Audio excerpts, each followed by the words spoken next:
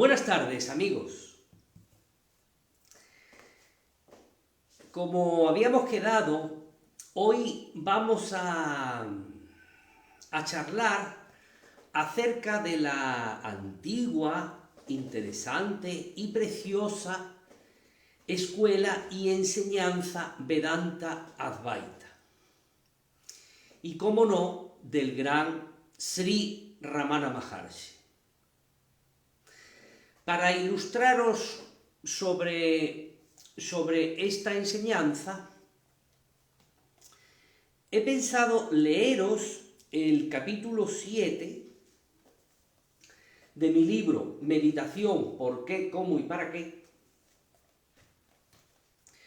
cuyo capítulo 7 lleva como título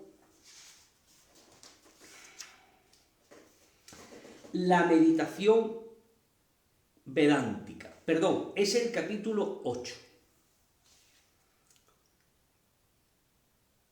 Es el capítulo 8, página 97, que dice así: la meditación vedántica. Los Vedas son los textos sagrados más antiguos de la India. Se desconoce su origen, pero se cree que fueron transmitidos mediante inspiración a los antiguos sabios que se sentaban a meditar acerca de Dios. La cultura relacionada con esta época, a veces llamada época védica o también cultura védica, se desarrolló en el norte y noroeste del subcontinente indio. La religión védica fue previa a la religión hinduista. Vedas en sánscrito y etimológicamente viene de la raíz vid, que significa revelación, conocimiento o conocimiento divino. Son las obras más antiguas y más sagradas sánscritas. Sobre su fecha y antigüedad, los estudiosos no se ponen de acuerdo. Primero, sus enseñanzas fueron explicadas durante miles de años de manera oral y más tarde se compilaron en el Tíbet. La opinión dominante es que, tal y como los conocemos, se debe a la compilación efectuada por Vedavyasa en el año 3100 a.C. Su antigüedad está más que probada, ya que están escritos en un sánscrito tan antiguo que no existe otra obra similar en la literatura de esta hermana mayor de todas las religiones conocidas, como la denomina el profesor Max Muller. Vedanta significa literalmente final de los Vedas. El Vedanta se fundamenta en los Upanishads, que son la última parte de los Vedas, considerados como experiencias místicas de los grandes sabios. El término Upanishad significa sentándose cerca, es decir, cerca de un gurú o maestro que transmite su conocimiento espiritual oralmente. Existen 108 Upanishads clásicos. La filosofía Vedanta ha influido sobre muchos filósofos occidentales, como por ejemplo Schopenhauer. El Vedanta sostiene que cada individuo, en su propia esencia, es idéntico al Ser Supremo. Nos recuerda nuestra auténtica naturaleza. Mantiene que existe un ser común o conciencia común en todos, que nos empuja a superar el sentido de individualidad o posesión. El yo soy y el yo tengo, y a identificarnos con una esencia que existe y brilla por sí misma, viendo el ser en nosotros mismos y en todos los seres. El Vedanta enseña la unidad de la vida y la unidad de la conciencia. Todos somos uno y todos somos una conciencia. declara que la liberación no se puede alcanzar mediante rituales, acciones u obras de caridad. La meta del Vedanta es el conocimiento de Brahman, la existencia absoluta,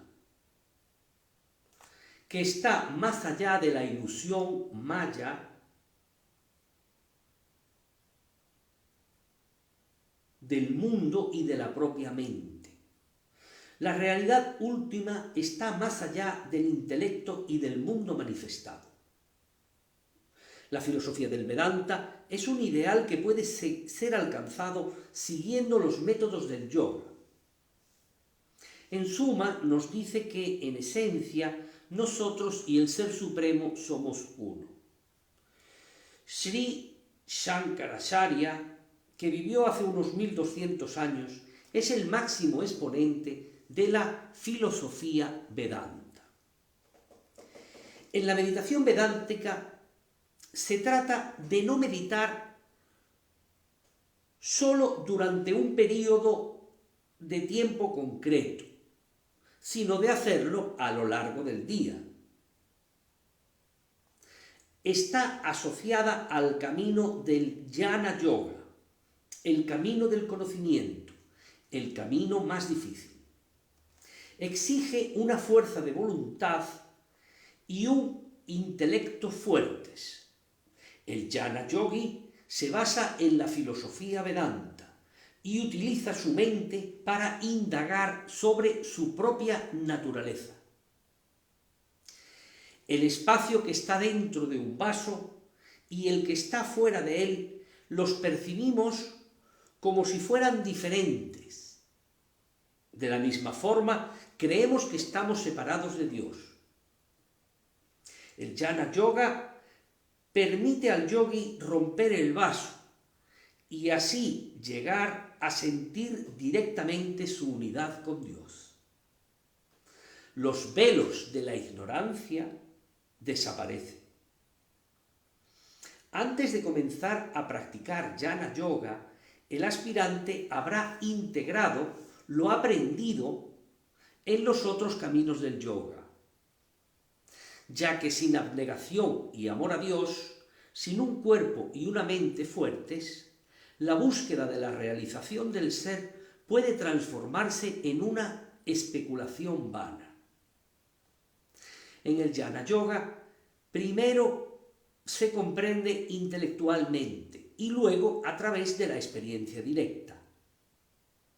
Se requiere madurez espiritual, una personalidad equilibrada y una mente sosegada y fuerte.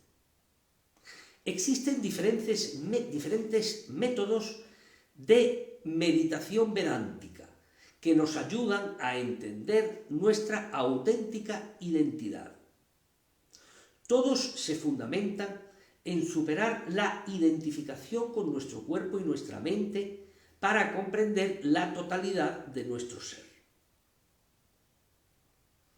Sri Swami Sivananda nos los explica así.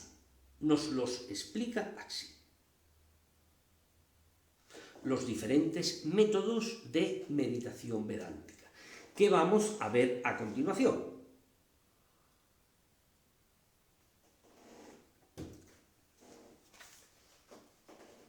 1. La práctica de la negación. Mediante el descubrimiento de lo que no somos, nos vamos acercando a lo que somos o a quién somos. Negamos lo que no somos. Agotamos las modificaciones mentales y encontramos la respuesta a la pregunta ¿quién soy yo? En este tipo de meditación nos preguntaremos a nosotros mismos: ¿soy el cuerpo físico? ¿Soy el prana? ¿Soy las emociones? ¿Soy la mente? ¿Soy los sentidos? Llegaremos siempre a la conclusión de que somos algo más que eso. No somos ni lo dicho anteriormente, ni nuestro nombre, ni nuestro trabajo, nacionalidad o religión. Después de lo anterior, como todo ha sido negado, no somos ni una cosa ni otra ni otra. Solo queda el ser. Al principio es el intelecto el que llega a esa conclusión, pero la experiencia directa también es necesaria. Cuando todas las posibilidades intelectuales se hayan negado, habremos logrado la mayor parte de nuestra pretensión. El 100% llegará mediante el conocimiento intuitivo directo. Como establece Sri Ramana Maharshi en su obra ¿Quién soy yo?, texto en el que se dan las instrucciones que detallan con claridad su enseñanza principal, la indagación del yo, la cual conduce directamente a la liberación del alma individual, uno debe indagar de forma persistente quién está teniendo todo tipo de pensamientos que van surgiendo, hasta que finalmente el pensamiento yo se destruye y queda solamente el ser no dual. En esta condición de realización no existe el yo, ni sufrimientos, sino paz, silencio y beatitud absoluta. Uno debe mantenerse en extremo alerta y no dejar que la mente divague. Las diversas disciplinas sobre la respiración, meditación, repetición de los nombres de Dios, etc., solo son prácticas auxiliares y ayudan a que la mente se vuelva unidireccional. Así, la mente se fortalece y la indagación del yo puede llevarse a cabo de manera constante, sin represión ni violencia. Este es, en resumen, la enseñanza principal de Sri Ramana Maharshi, en el texto ¿Quién soy yo?, formado por 28 preguntas que le hizo en 1902 su devoto Sri Sivaprakasan Pillai sobre la búsqueda espiritual en general, que conformaron la edición del texto que apareció por primera vez impreso en 1923 y que no tiene desperdicio, es una preciosidad. Al principio, el texto dice que, debido a que todo ser viviente desea siempre ser feliz, sin dolor alguno, y dado que en todos y cada uno de ellos se observa un supremo amor por sí mismo, y ya que sólo la felicidad es la causa del amor,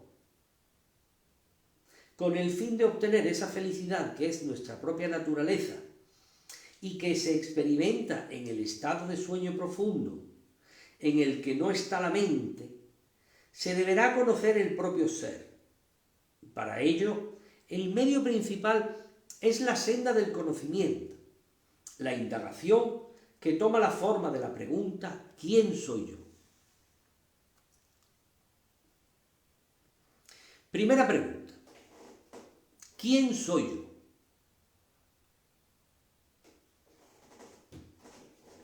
Respuesta. El cuerpo burdo no soy. Los 5 órganos sensoriales no soy. Los 5 órganos de acción, a saber, los órganos del habla, de la locomoción, del asimiento, de la excreción y de la procreación, no soy. Los 5 aires vitales, prana, etc., no soy.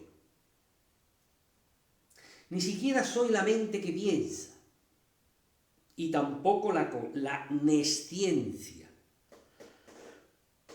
ausencia de saber. que sólo está dotada con las impresiones residuales de los objetos y está vacía de todo conocimiento y acción. Todo eso no soy. Segunda pregunta. Si nada de eso soy, entonces, ¿quién soy? Respuesta. Tras haber negado todo lo anterior, diciendo eso no, la conciencia que permanece, eso soy.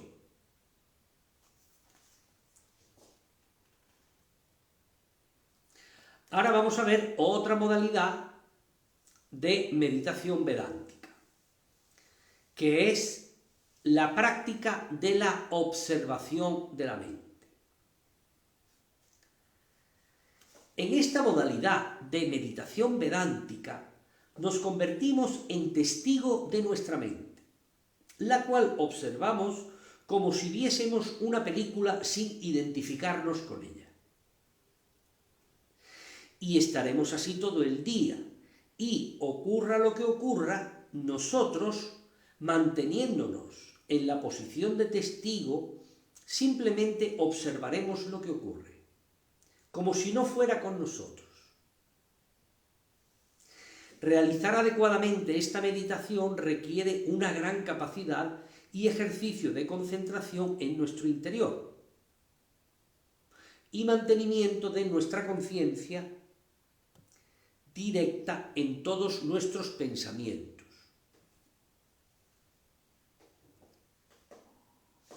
Hemos de tener en cuenta que la mente no quiere que la observe y por eso usará todo tipo de estrategias para desviar nuestra atención y no ser observada.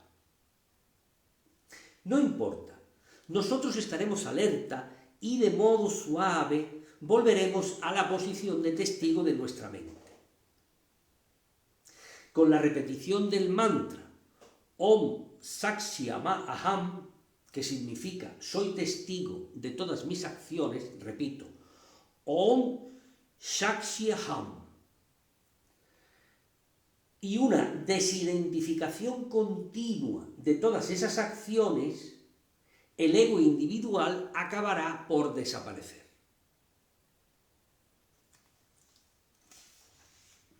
Y ahora viene otra modalidad de meditación vedántica, que es la siguiente: la práctica de la absorción.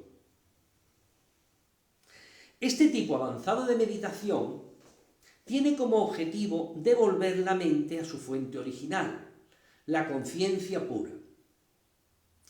La base filosófica de esta práctica tiene como objetivo devolver la mente a su fuente original.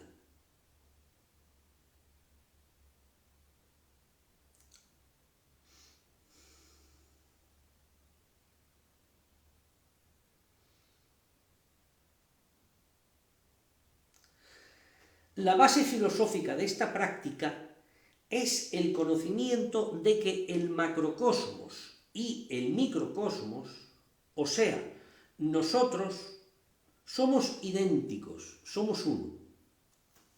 Observando el proceso de creación del universo, desarrollaremos un conocimiento intuitivo de cómo funciona nuestra mente y cómo devolverla a su fuente. En esta meditación el efecto es absorbido por la causa. Según afirma el Vedanta, el universo completo es una simple combinación de 5 elementos: tierra, agua, fuego, aire y éter. Sabéis que en Oriente se entiende que existe un elemento más, que es el éter. Estos elementos se encuentran tanto en el macrocosmos como en el microcosmos. Dentro del proceso evolutivo del universo, los 5 elementos se manifiestan según el orden siguiente, a partir de la fuente cósmica: éter, aire, fuego, agua y tierra. Esta meditación consiste en hacerlo al revés,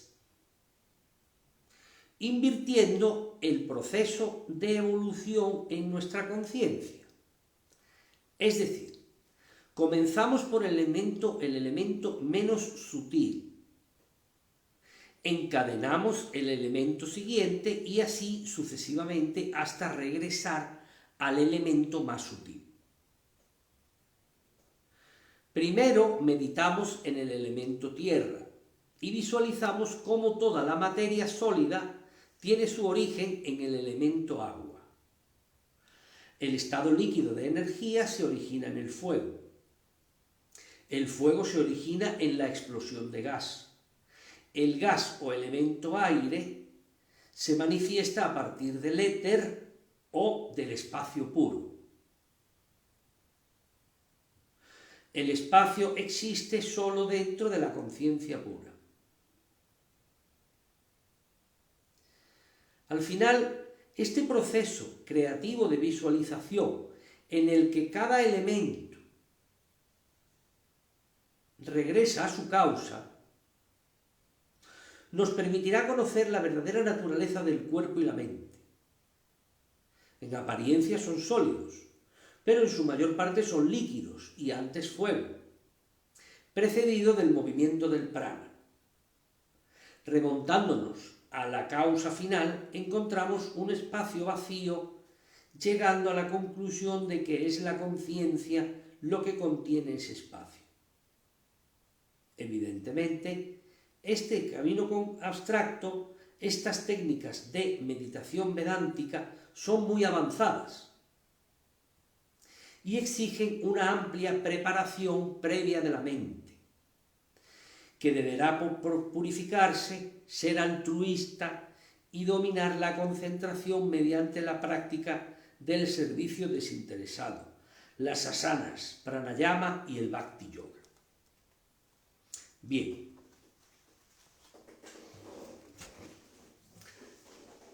Aquí he terminado la lectura de este capítulo 8 de mi libro, Meditación, ¿por qué, cómo y para qué?, titulado Meditación Vedántica. Bien. También dije que iba a hablar de Sri Ramana Maharshi. Esta meditación y esta enseñanza es una enseñanza muy profunda. Ciertamente se podría decir que requiere conocimientos previos, pero no he querido dejar nada atrás de lo esencial. También tenéis que tener en cuenta que este tiempo que le dedicamos los lunes 1 hora se fundamenta en la meditación, porque yo creo, como dirían los budistas, que solo con la meditación, o mejor dicho, de otro modo, es imprescindible la meditación para la iluminación. Con lo cual, si queremos iluminarnos, llegar al estado de conciencia pura, al estado de conocimiento de la realidad, de experimentación de la verdad, es necesario que seamos unos maestros en meditación. Y por ello vamos a estudiar todas las formas de meditación. Y también hay que tener en cuenta que este tiempo en el que yo me concentro, por ejemplo esta tarde, el tiempo que yo me he concentrado en la lectura y explicación de la meditación vedántica y vosotros me habéis prestado atención, esto también es meditación, porque estamos concentrando la mente, estamos olvidándonos de lo externo y estamos concentrando la mente en un objeto de atención. Nunca se habla suficientemente del poder y la importancia de la atención. La atención es básica. Entonces, fijamos la atención en esta enseñanza. Y esto es una forma de meditación. Aunque posteriormente, hoy vamos a realizar una meditación vedántica práctica. Bien. Sri Ramana Maharshi es un indio que vivió en el siglo XX, falleció en el 1950, con lo cual en el siglo XX hemos tenido la oportunidad de convivir con un gran maestro. Hay quien dice que es el maestro más grande del siglo XX. También hay quien dice que es uno de los grandes maestros de la historia de la humanidad, y lo comparan con Jesucristo, con Buda. En todo caso, da igual, es un gran maestro y vamos a aprovechar su sabiduría. Él disfrutaba mucho enseñando. Se le llamaba el maestro del silencio, porque los primeros años él apenas hablaba. Simplemente estaba en silencio. Los discípulos, él rápidamente empezó a reunir muchos discípulos. De hecho, él tiene miles de discípulos por todo el mundo, además, incluso después de haber fallecido, ¿no?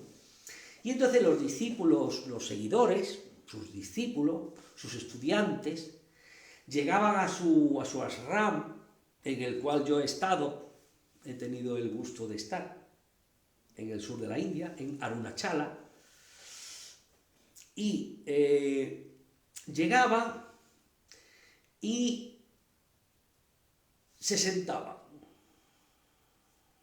Y él estaba presente. Y todos estaban en silencio. Y había veces, sobre todo en los primeros años, que él estaba allí en silencio todo el rato, ¿no? Y al día siguiente, cuando amanecía, pues él se levantaba y se iba. Y los alumnos también. Pero, ¿cuál es la sorpresa cuando ese silencio era sabiduría y era enseñanza? Porque ellos que habían llegado al ashram a hablar con su maestro, con muchas dudas, se marchaban de allí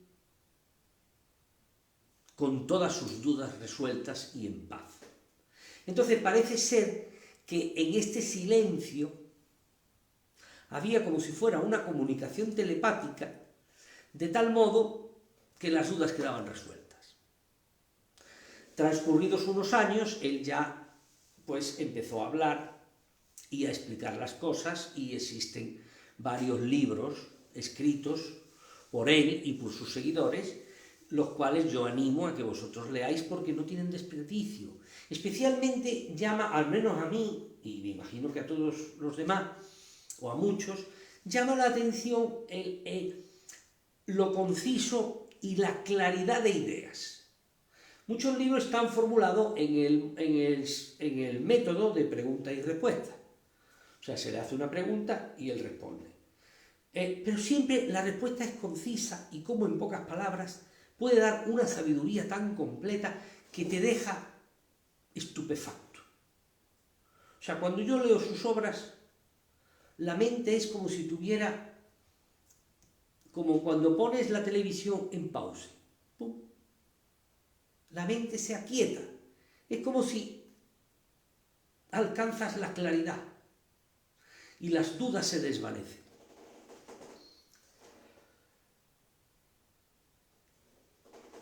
Las enseñanzas de Sri Ramana Maharshi son muy, muy profundas, propias de un ser iluminado que transmite aquello a lo que nosotros queremos llegar, pero todavía no hemos llegado.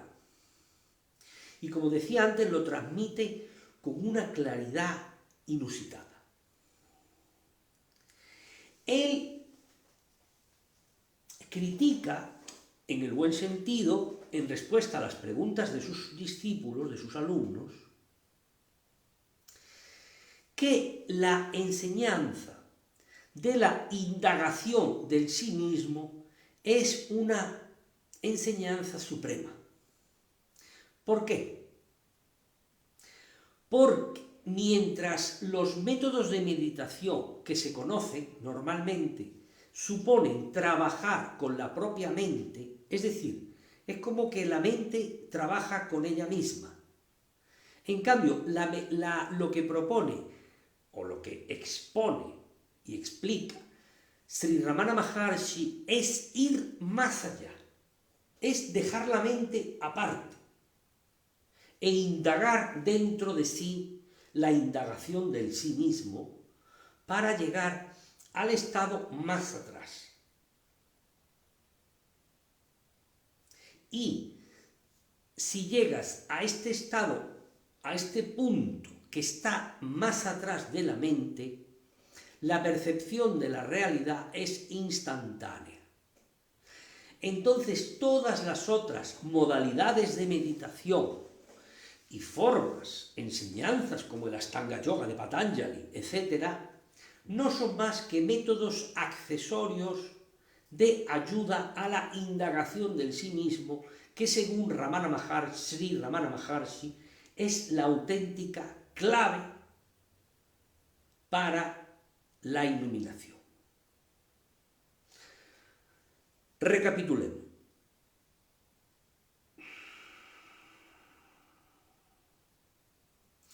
Se trata de indagar dentro de uno mismo, olvidando todo lo externo, para llegar a nuestra verdadera esencia, el ser. El ser aparece, el ser está ahí, está en nosotros. Incluso Sri Ramana Maharshi, en relación a preguntas de los discípulos acerca del Kundalini Yoga,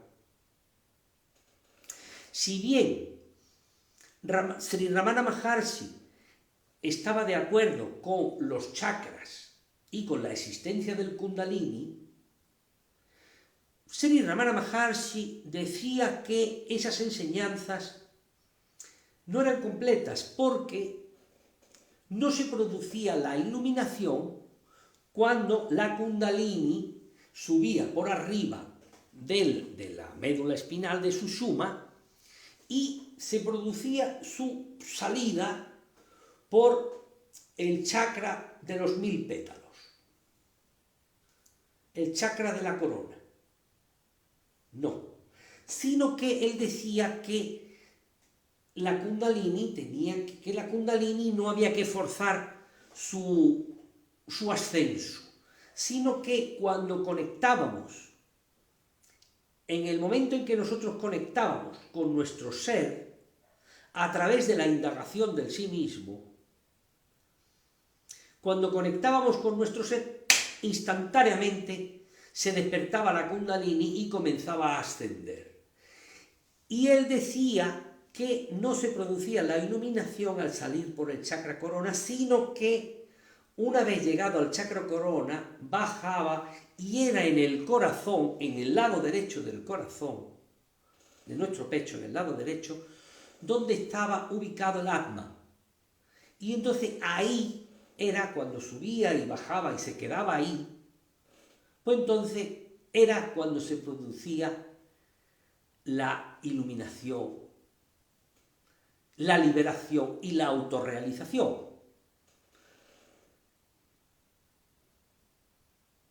Como es el título de mi libro, autorrealización, liberación, iluminación.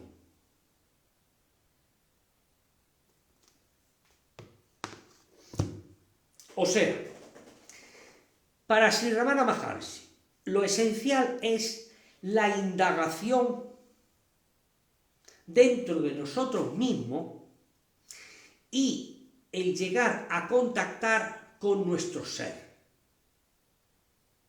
Y ahí es donde percibimos la unidad, que es de lo que hablaba tanto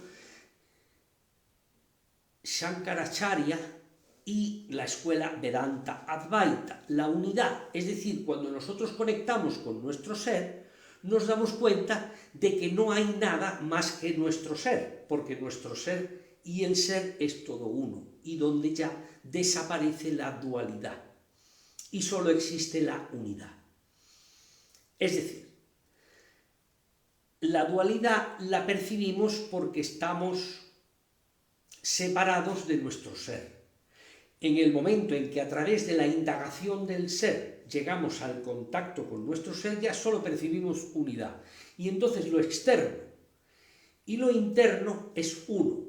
Y desaparece la ilusión o malla, que no es más que una proyección de nuestra mente. Al estar en el ser, podemos dejar de proyectar. Ya no proyectamos y desaparece malla o el mundo de la ilusión para nosotros, lo cual no quita que los demás sigan estando en malla, porque siguen proyectando. Es decir, por eso hay un dicho esotérico que dice: uno puede iluminarse a sí mismo, pero no puede iluminar a los demás. Bueno, espero en este tiempo haber dado una explicación más o menos esencial de lo que es la escuela Vedanta Advaita y las particularidades de Sri Ramana Maharshi. Mi deseo es que os animéis a indagar, nunca mejor dicho, y a estudiar, investigar, porque así es como vais caminando hacia la autorrealización. Y ahora vamos a realizar una meditación de indagación en el sí mismo, que es como el tema de hoy.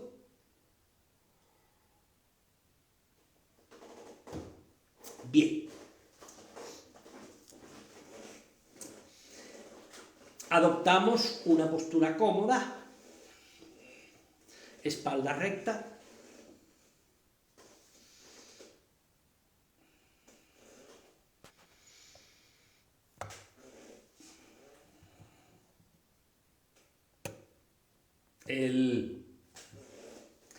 Tenemos que estar apoyados en el respaldo de la silla, pero sin estar caídos, sino la espalda recta. Como si nos cogieran de aquí y tiráramos para arriba, ¿ves? Así, recto. Los hombros caen, una leve sonrisa, los labios entreabiertos.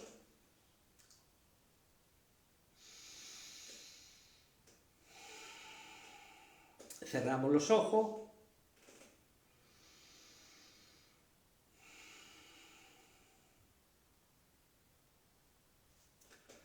Y ahora vamos a llegar al yo, al ser, a través de la negación de lo que no somos, de la negación de lo que no somos.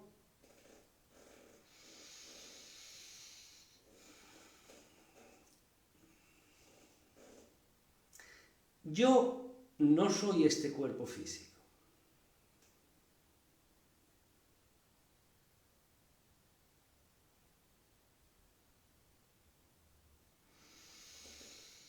Tampoco soy mis emociones.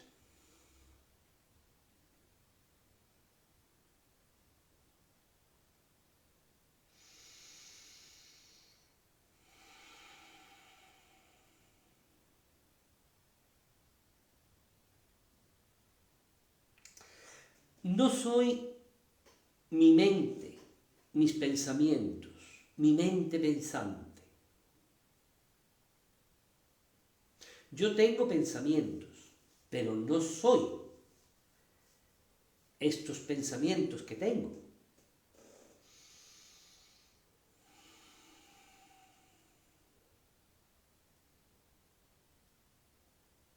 No soy mi carnet de identidad. Es decir, no soy la personalidad que figura en esta encarnación, que consiste en mi nombre, apellidos, mi edad, mi estado civil, mi profesión, el lugar donde vivo. Yo no soy eso. Yo tengo esa profesión, tengo esa casa, tengo eso, pero no soy eso. Yo soy lo que está atrás de eso, el ser.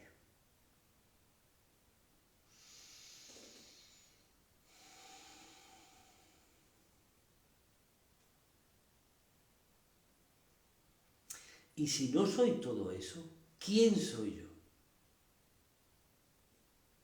Al hacer esta pregunta, Como la mente no tiene respuesta, se produce una quietud, como un stand-by, un pause. Fijaos, cuando la mente empiece a moverse, pensad, ¿quién soy yo? Formulaos esta pregunta, ¿quién soy yo? Veréis cómo la mente para. ¿Quién soy yo? La mente para porque no tiene respuesta. ¿Quién soy yo?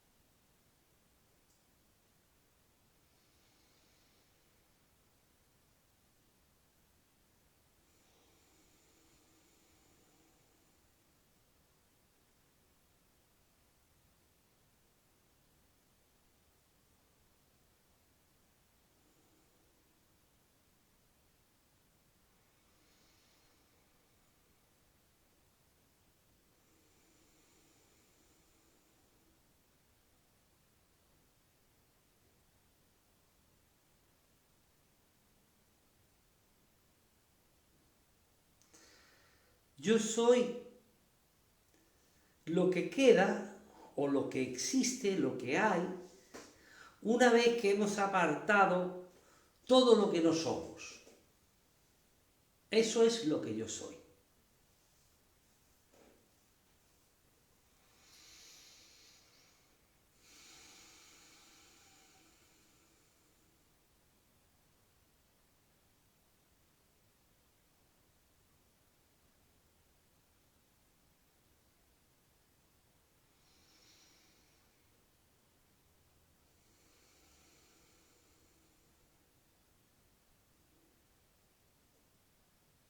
La mente para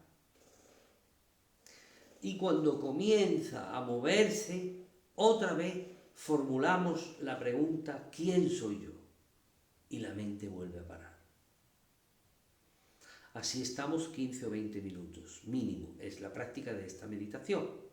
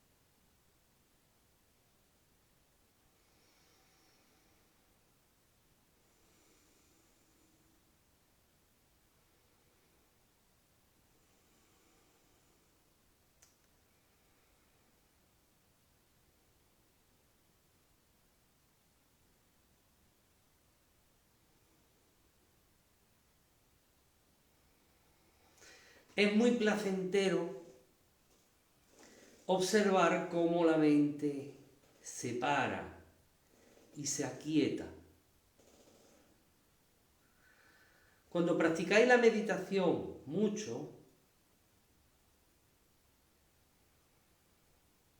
Entre otras cosas, llega el momento en que la mente está quieta permanentemente. Y llega un momento en que es como que tienes que activarla. En vez de que ella te produce trastorno y desasosiego, pues está en calma y entonces tú quieres activarla, ¿no? Cuando quieres, y cuando no, pues está quieta. Es práctica. Por eso la meditación requiere práctica, claro. Conocimientos teóricos y conocimientos prácticos, juntos.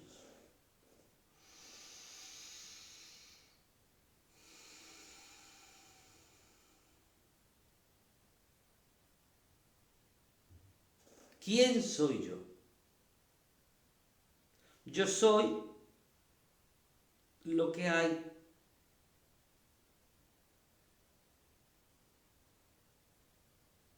detrás de todo lo que no soy.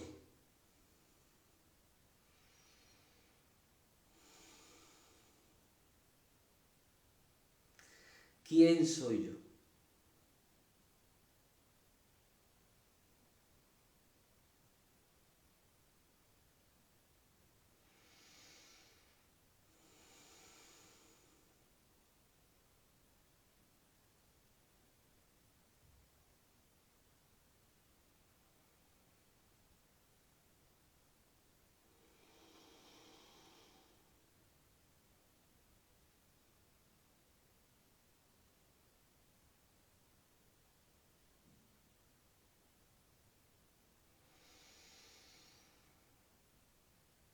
¿Quién soy yo?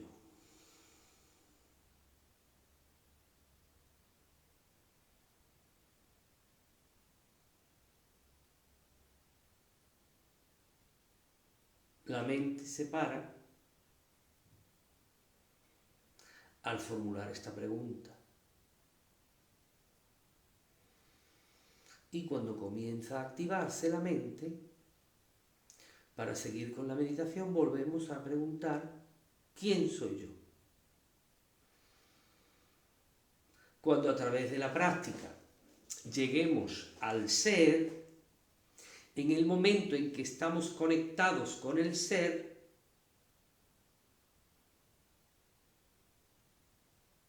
en ese momento podemos considerar que esa es la autorrealización, porque es la realización del ser que somos y que está oculto atrás de nuestra personalidad común.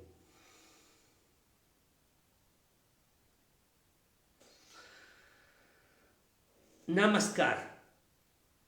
Muchas gracias.